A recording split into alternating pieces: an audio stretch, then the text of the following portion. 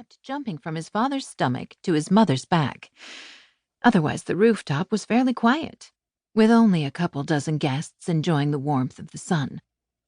The sense of chlorine and sunscreen and alcohol permeated the air as a handful of children did handstands in the shallow end. I did the most sensible thing to do when an item goes missing. I retraced her steps.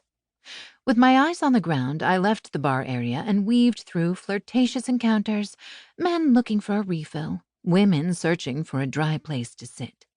And there! Halfway between the bar and the row of white slatted loungers, a black purse lay on the concrete, partially concealed by a wayward towel.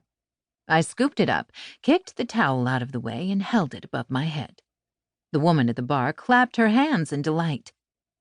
Mr. Peters' face was noticeably less red when returning the missing item to the guest.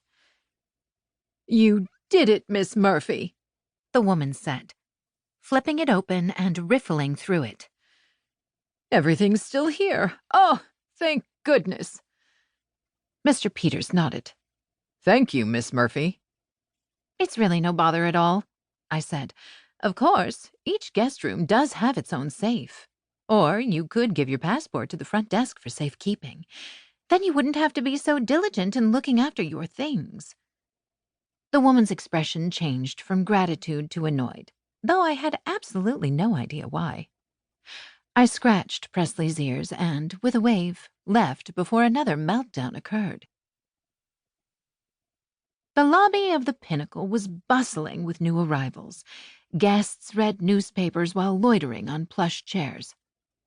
The shooting fountain reflected the glistening light of the massive crystal chandelier that hung by the entrance, the first thing people saw after a doorman welcomed them to the Pinnacle. One woman walked past me wearing a mink coat, and I forgot what I was doing. Mink? In September? A bit gauche, but she did look fabulous. Her dapper companion in a three-piece seersucker suit tilted his fedora in my direction. I walked over intricate yellow and red oriental rugs laid across the highly polished marble floor, nodded at the elevator operators as they filled up their lifts, and headed toward the silver room to see how preparations were coming along. I adore parties. Planning them, mainly.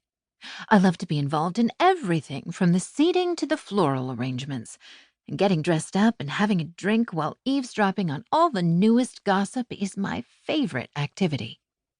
Being trapped in a big group is perhaps my least favorite part. But that is the price I must pay for being the only child of one of the world's wealthiest men. Luckily, tonight I wouldn't be alone. That was my secret for surviving socializing. I set Presley down and let him wander around the ballroom while I got to work rearranging the flowers. The sprays were all wrong. Stashed in back of the purple chrysanthemums instead of sprinkled throughout. And why purple chrysanthemums? This was the silver room. The florist normally went all white in here.